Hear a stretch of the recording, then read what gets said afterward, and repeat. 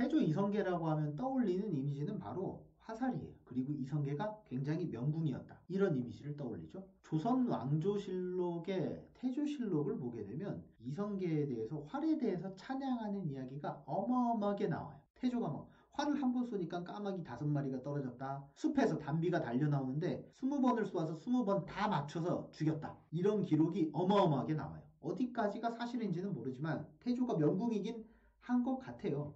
실제로 조선 왕위에 오른 다음에도 활쏘기를 하러 사냥을 엄청나게 다녔다라는 기록이 많죠. 이성계가 활쏘기를 중요시했기 때문에 그 후대 왕들도 활쏘기를 거의 국법 수준으로 중요시하게 생각하죠. 국기로 생각하고 나라의 활쏘기를 계속 장려하는 정책을 하죠. 활을 왜 이렇게 중요시했나 생각을 해보면 이성계의 시대적 배경도 살펴보는 것도 도움이 돼요. 고려 말을 한번 생각해 보시죠. 고려 말에 이성계가 지방의 장수에 불과했어요. 근데 전국 그 스타로 떠오르게 만든 사건이 있었죠. 바로 활과 연관이 있는 사건이었어요. 자, 고려 말은 혼란스러웠죠. 우리가 흔히 아는 홍건적, 왜구 이런 애들이 있었잖아요. 홍건적은 막 빨간색 머리띠를 두르고 침입하는 도적대 무리였죠. 얘네들이 원에서 명나라 교체기에 활약하던 애들이었잖아요. 원나라를 물리치고 명나라를 세우자 쪽으로 나중에 홍건적이 바뀌죠. 그래서 명나라 태조 주원장도 사실 홍건적 출신, 대장 출신이잖아요. 얘네들이 중국에서만 치고받고 지들끼리 싸우면 아무 문제 없는데 문제는 중국에도 먹을 게 없으니까 고려까지 넘어오는 거죠. 근데 문제는 세력이 꽤 큰 거예요. 이렇게 쳐들어와서 북쪽에서 개경까지 쳐들어오는 게 문제예요. 자, 왜구는 사실 더 큰 문제였어요. 바다 건너 외나라에서 오는데 우리가 왜구라고 생각하면 배 몇 척에 무기 싣고 와가지고 막 칼질 막 해서 사람들 좀 죽이고 물건 뺏어가고 약탈하고 광군이 들어오기 전에 빨리 사라지고 치고 빠지는 전술을 하는 그런 나쁜 녀석들로 생각을 했는데 그것보다는 상상을 초월하는 크기의 왜군이 규모가 있었던 거죠. 여기 그림을 보시게 되면 왜나라에서 왜군이 넘어오죠. 근데 화살표가 강원도 함경도까지 가요. 서쪽으로는 전라도, 충청도, 경기도, 평안도까지 왜군이 다 휩쓸고 다니는 거예요. 고려 우왕 때 왜군의 규모를 기록한 내용이 있거든요. 근데 배가 500척이었다라고 알려줘요. 이 정도면 거의 임진왜란 수준이에요. 당시 기록이 미비해서 왜군의 피해를 정확하게 추산할 수 없지만 임진왜란 수준의 내란이 이때 있었다. 다행히 이때 누가? 최무선 장군이 화포를 중국에서 들여오게 되죠. 화포 기술을 힘겹게 들여와서 진포대첩에서 왜군을 싹 쓸어버립니다. 배를 완전히 격파를 많이 시키죠. 배를 잃은 왜군들은 내륙으로 들어갑니다. 돌아갈 수가 없죠. 내륙을 돌면서 약탈을 하기 시작합니다. 근데 규모가 꽤 커요. 군대 내전 규모로 약탈을 하기 시작하는데 그 당시 고려말은 이미 망하기 직전이기 때문에 고려 정규군은 이 왜적을 막을 수가 없어요. 그래서 고려에서는 누구에게 SOS를 칩니까? 바로 이성계 장군에게 SOS를 치죠. 이성계 장군은 자신의 수족처럼 부리던 이 가별초라는 사병집단이 있었어요. 당시 광군이 하지 못한 일을 이성계의 사병집단에게 해달라고 부탁을 한 거죠. 대신 왜적을 좀 무찔러줘 라고 말을 하죠. 이런 점에서 이미 고려는 망하기 직전이었다고 보는 게 맞죠. 자, 당시 이성계가 출전을 합니다. 그래서 황산에 이르게 되죠. 자, 황산 전라도 지역이에요. 그 당시 일본군을 이끌던 왜적을 이끌던 장군은 아지발도죠. 얼굴은 되게 옛되다고 알려져 있는데 공격력이 엄청나요. 그래서 왜군의 사기가 아주 충천합니다. 그래서 이성계가 아지발도를 잡을 궁리를 하는데 이성계는 활을 잘 쏘니까 화살로 이 녀석을 한 방에 없애기로 합니다. 근데 문제는 뭐예요? 아지발도가 이 사진에서 보시는 것과 같이 옷이 너무 갑옷이 두꺼워요. 그래서 진짜 눈밖에 안 보였나 봐요. 아무것도 보이질 않아요. 화살로 뚫고 갈 구멍이 없어요.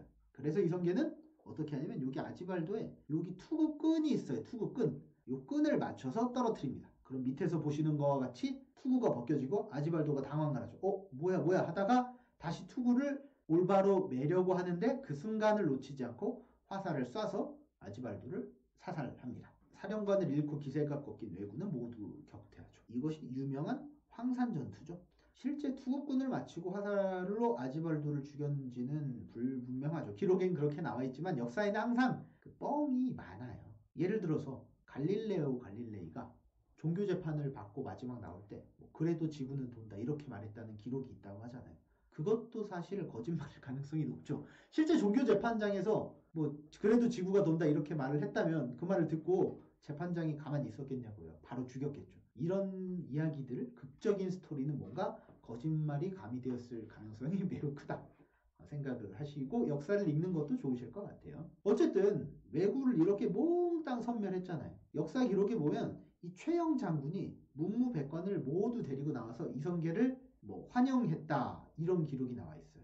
그러면 당연히 어떻게 생각해요? 아, 얘가 엄청난 공을 세웠구나. 그러니까 당연히 조정의 공신이 되거나 엄청난 위세와 영예를 누렸을 법한데 실제로는 어떻게 했냐? 고려 조정이 이성계를 믿질 않아요. 계속 냉대하고 무시해요. 왜 이성계는 공을 세우고도 계속 고려 조정에 욕만 먹었을까요? 자, 이유는 이성계의 출신이에요. 이성계의 조상 중에 이린이라는 사람이 있어요. 6대조예요.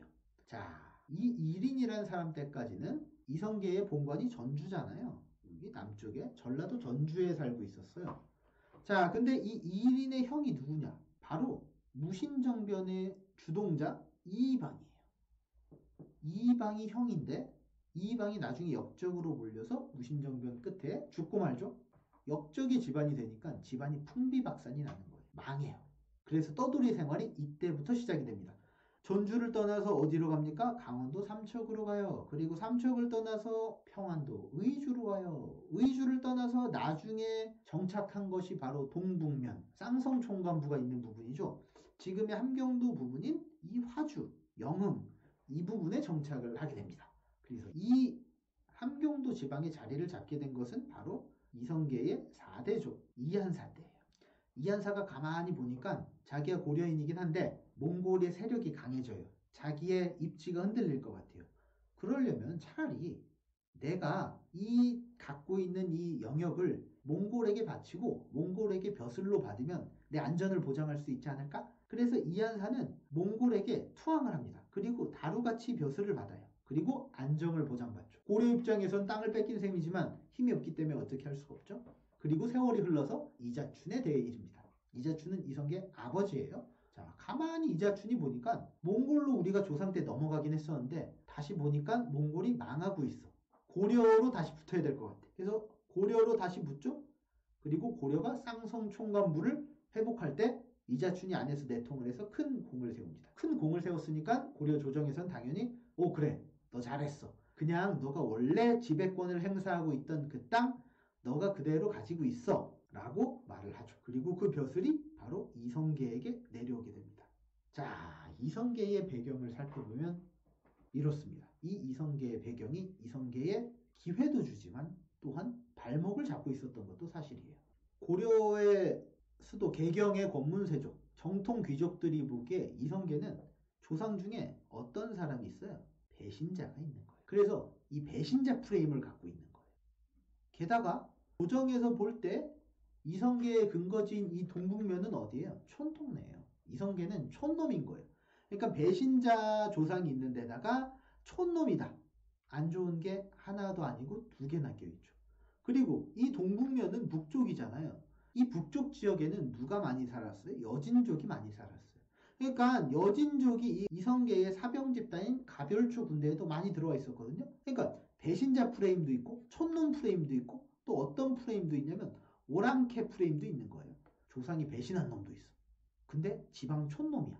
게다가 부하 중에 오랑캐도 많아. 실제 기록에 보게 되면 이성계가 뭐 여기 가슴 이런 데 털이 많아서 풍채가 뭐 좋았다 이런 기록이 있는데 그 기록을 보고 저 신체적 특성으로 보면 조선 사람이 아니라 제 여진족 출신 아니야? 이렇게 해석하는 학자들도 있어요. 실제 그런 기록이 있거든요. 자, 그러니까 고려 입장에서 볼 때 이성계는 좋지 않은 씹힐 만한 다 이유가 있었던 거죠. 뭐 사실 고려 정통 귀족들도 크게 다르진 않죠. 왜냐하면 원나라가 잘 나갈 땐 원나라 쪽에 다 친원 바로 붙었잖아요. 그리고 명나라가 잘 나가니까 명나라 쪽으로 다 붙었잖아요. 지들도 왔다 갔다 하면서 이성계만 그렇게 조상을 가지고 씹는 거는 어이가 없긴 하지만 뭐 원래 권력의 속성이란 게 그러니까 이성계도 이러한 배경 때문에 고민이 많았어요. 그래서 자신의 이 배경을 어떻게든 만회하기 위해서 애를 썼죠. 그래서 당시 고려 정통 귀족이었던 성주이 씨, 여훈민 씨 집안과 결혼으로 사돈지간을 맺게 됩니다. 그래서 이성계의 아들 태종 이방원의 아내도 민씨 집안이죠. 이렇게 이성계가 열심히 노력을 하지만 그래도 고려에서는 이성계를 잘 믿지 않죠. 약간 이민혼 2, 3세 느낌일 거예요. 제가 머리는 검고 우리 사람인 것 같긴 한데 실제 마음속은 외국인 아니야? 어떻게 믿어? 군대를 저렇게 이끌고 있으면서 또 뒤통수를 치지 않을 것이라고 어떻게 믿지? 이렇게 의심하는 분위기였죠. 그리고 이성계는 몇 년이 황산 전투에서 3년쯤 흘렀을 때 바로 정도전을 만나게 됩니다. 정도전은 당시 전라도 지방에 유배를 하고 있던 시절이었어요. 말이 좋아서 유배지 사실은 거의 거렁뱅이처럼 거짓골로 지내고 있었던 거예요. 이 정도전이 이성계의 진영으로 가서 이성계를 만나보고 나서 이런 군대로는 못할 일이 없다 하면서 세상을 뒤집어 보자 하면서 계속 바람을 넣기 시작합니다. 결정적인 계기는 뭐였습니까? 바로 위화도 회군이었죠. 위화도 회군을 하면서 이성계는 고려 조정을 뒤집어 버리죠. 고려가 당시 신흥 제국인 명나라의 반기를 들고 요동을 정벌을 하고자 했잖아요. 아마 고려의 중심 세력들, 기존 세력들 간에도 이성계를 멀리 보내고 싶었을 거예요. 권력의 중심부에서 멀리 떨어진 곳으로 보내서 요동으로 건너가서 전쟁을 하게 되면 자신의 군사를 많이 소모하겠죠? 군사를 소모하면서 세력이 많이 줄어들겠죠. 그러면서 견제도 하고 수도에서도 쫓아내버리고 얼마나 좋아요. 하지만 이성계는 더 이상 무시당하는 것을 허락하지 않습니다. 말머리를 돌려서 최영을 제거하고 고려를 무너뜨리게 되죠.